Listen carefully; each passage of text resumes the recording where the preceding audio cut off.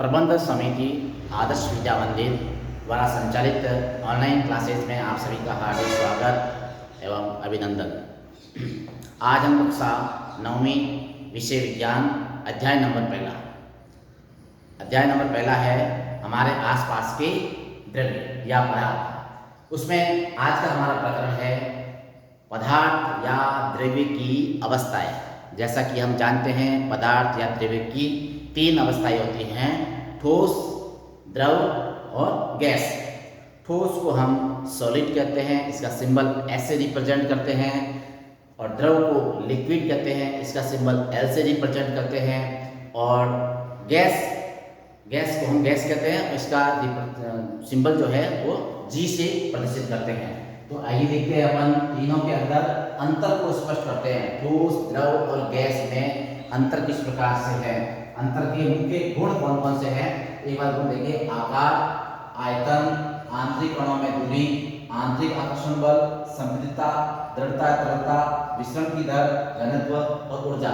इन सब के बारे में देखो किस प्रकार से अंतर होता है। तो सबसे पहला आता है आकार। यह ठोस का जो आकार है वह ठोस का आकार निश्चित होता है। ठोस का आकार निश्चित होता है। द्रव का आकार जो है अनिश्चित होता है, और गैस का आकार भी क्या होता है, अनिश्चित होता है।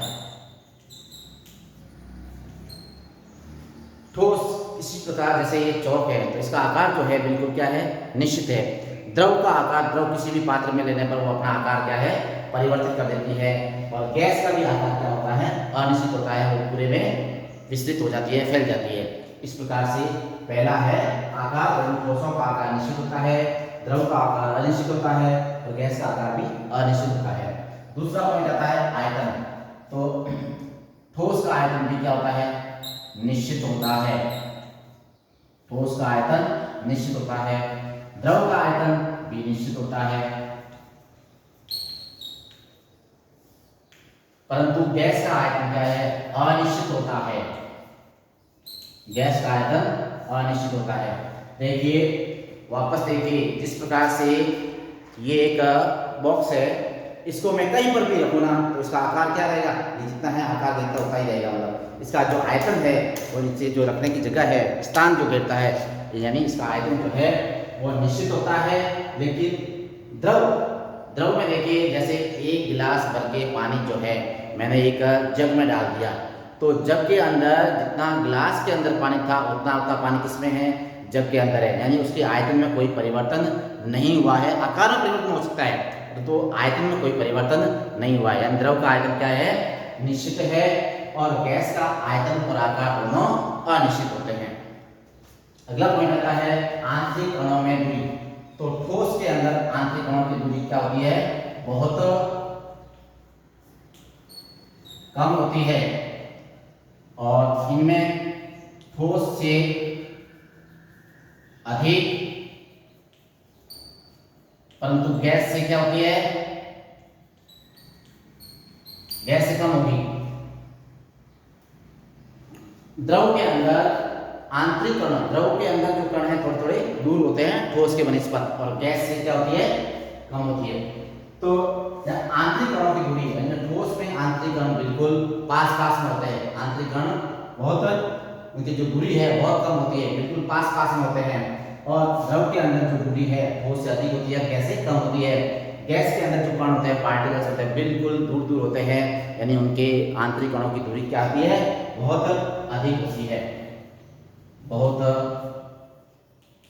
अधिक। नेक्स्ट देखिए अंतर आणविक आकर्षण बल।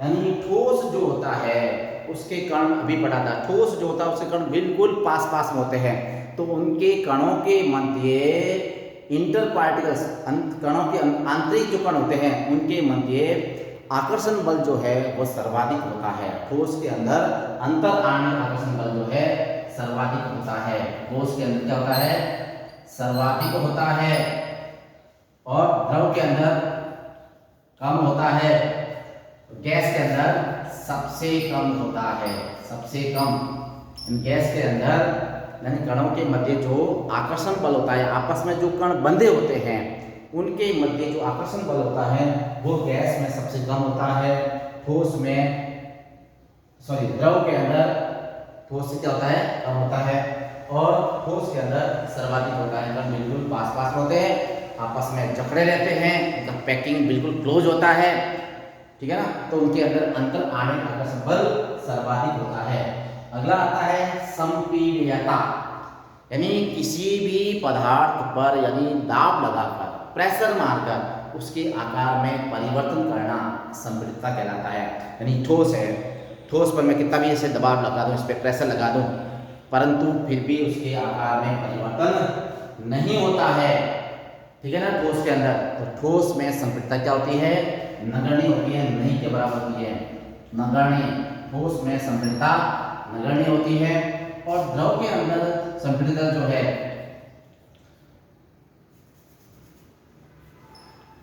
बहुत कम होती है, ठीक है ना। इसके अंदर तो बिल्कुल होती नहीं, ठोस के अंदर संपीड्यता, द्रव के अंदर बहुत कम होती है, लेकिन गैस के अंदर संपीड्यता सर्वाधिक होती है।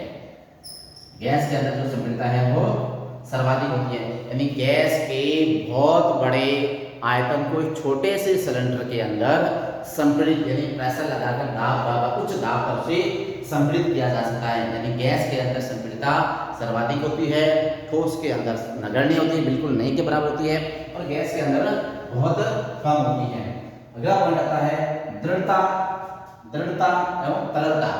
दृढ़ता मतलब कठोरता, ठोस पर बल लगाने पर, ठोस पर बल लगाने पर उसके आकार में परिवर्तन नहीं होता है। बहुत अधिक बल लगाया जाए वो टूट सकता है, परंतु उसके आकार में परिवर्तन नहीं होता है। इससे ठोस क्या होते हैं, ठोस जो है वह दृढ़ होते हैं। ठोस क्या होते हैं, दृढ़ होते हैं, परंतु द्रव जैसे द्रव को लेकर आपने, पानी को लेकर आपने टेबल पे डाल दिया है या फर्श पे डाल दिया है, तो वो उसी जगह पर नहीं रहेगा, उसका क्या होगा, बहाव होगा, ठीक है ना, तो उसमें बहाव होगा। यानी द्रव जो है, द्रव कैसे होते हैं, तरल होते हैं, इसके अंदर बहाव होता है, और गैसों के अंदर भी क्या होता है, बहाव, गैस भी फैल जाती है, बहाव होता है। नेक्स्ट अगला पॉइंट आता है विसरण की दर, किन्हीं दो पदार्थों के स्वतः ही अंतर मिश्रित होना, अंदर मिल जाना, वापस में तो समांगी हो जाना, क्या कहलाता है, विसरण कहलाता है। यानी ठोस के अंदर विसरण, ठोस के अंदर ठोस डाला जाए तो बिल्कुल विसरण की दर क्या होती है, बहुत कम होती है, मिलते नहीं आपस में। यानी ठोस में विसरण की दर क्या होती है, सबसे कम होती है।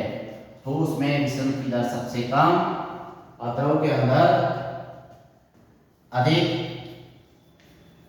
मतलब अधिक कैसे, ठोस से अधिक, गैस से कम, और गैस के अंदर विसरण की दर क्या होती है, सर्वाधिक होती है। गैस के अंदर विसरण की दर सर्वाधिक होती है।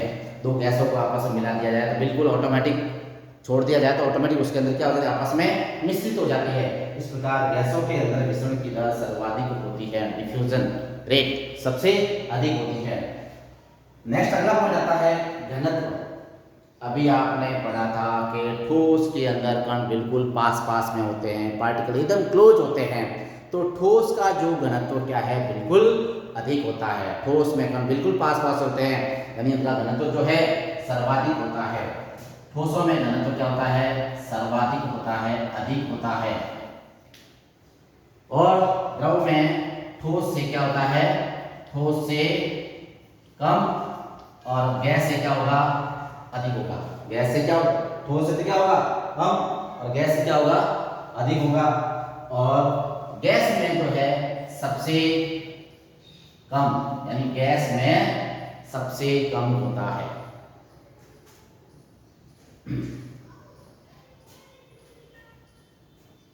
तो यहां पर जो घनत्व है ठोस से तो क्या होता है, इसमें कम होता है, और गैस से क्या होता है, अधिक होता है। और गैसों में जो है घनत्व सबसे कम होता है। ऊर्जा, किसी ठोस को जैसे गर्म करेंगे अपन, ठोस को गर्म करेंगे तो उसकी गतिज ऊर्जा कम होती है, ठीक है ना, और गैस को द्रव को गर्म करने पर उसकी गतिज ऊर्जा अधिक होती है और गैस को तो गर्म करने में उसकी तीव्रता सबसे अधिक होती है। कहने का मतलब ये है कि कणों की, यहाँ जो कणों की है, ठोस में कणों की ऊर्जा जो है सबसे कम होती है और द्रव के अंदर अधिक होती है और गैस के अंदर जो है कणों की ऊर्जा सबसे अधिक, मतलब गति बहुत तेज गति करते हैं, मतलब पार्टिकल जो है ऊर्जा देने पर उसे बहुत तेज गति से करते हैं। तो ऊर्जा जो है ठोस के अंदर सबसे कम होती है, ठोस के अंदर उसको गर्म करेंगे तो उसके पार्टिकल्स जो है बिल्कुल पास पास में रहते हैं, बहुत कम डिस्टेंस रहता है, ठीक है ना। और द्रव के अंदर जो पार्टिकल्स है वो गति करना प्रारंभ कर देते हैं, यानी इसकी थोड़ी सी ठोसें अधिक होती है और गैसों में जो ऊर्जा है वह सबसे अधिक होती है। इस प्रकार आज हमने पदार्थ या द्रव्य की अवस्थाएं, द्रव नहीं द्रव्य की अवस्थाएं, ठोस, द्रव और गैस, तीनों के अंतर के बारे में पढ़ा है। धन्यवाद।